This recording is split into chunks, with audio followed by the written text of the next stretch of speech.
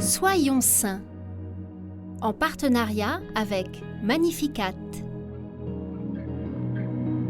Nous souhaitons une très bonne fête aux Pauline, Marcelin et aux Alix.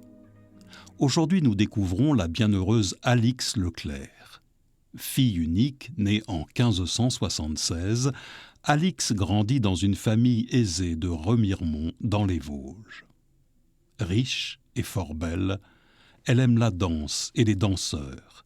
Elle vit dans l'insouciance et les mondanités. Mais l'épreuve de la maladie l'amène à s'interroger sur le sens de sa vie. Elle lit pendant sa convalescence énormément d'ouvrages religieux, puis reçoit au cours d'une messe une vision de la Sainte Vierge. Alix envisage alors de se consacrer à Dieu et se convertit totalement. Elle prie, fait des sacrifices, s'abstient de tout divertissement, va même jusqu'à s'habiller en paysanne. Tout cela n'est pas sans lui attirer les moqueries de ses connaissances et la colère de sa famille. Elle confie à son directeur spirituel, qui n'est autre que Saint-Pierre Fourier, l'idée de fonder une maison nouvelle de filles pour y pratiquer tout le bien qu'on pourrait. Il tente tout d'abord de tempérer les ardeurs de cette jeune fille fougueuse, mais se laisse finalement convaincre et, avec son appui, naît la congrégation des chanoinesses de Notre-Dame en 1597. Un an plus tard, avec ses compagnes, elle ouvre la toute première école gratuite destinée à l'éducation des petites filles.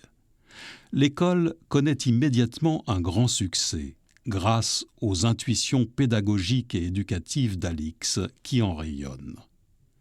Alix ne manque pas de zèle pour développer sa congrégation.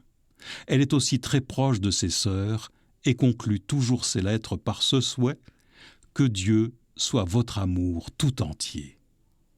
Alix meurt en 1622 à Nancy, dans le premier monastère qu'elle a fondé. Nombreux sont les Lorrains à venir pour se recueillir près de cette bonne mère, morte en odeur de sainteté. Le Christ a demandé à ses apôtres de laisser venir à lui les enfants. Et la bienheureuse Alix Leclerc a reçu cette parole avec dévouement.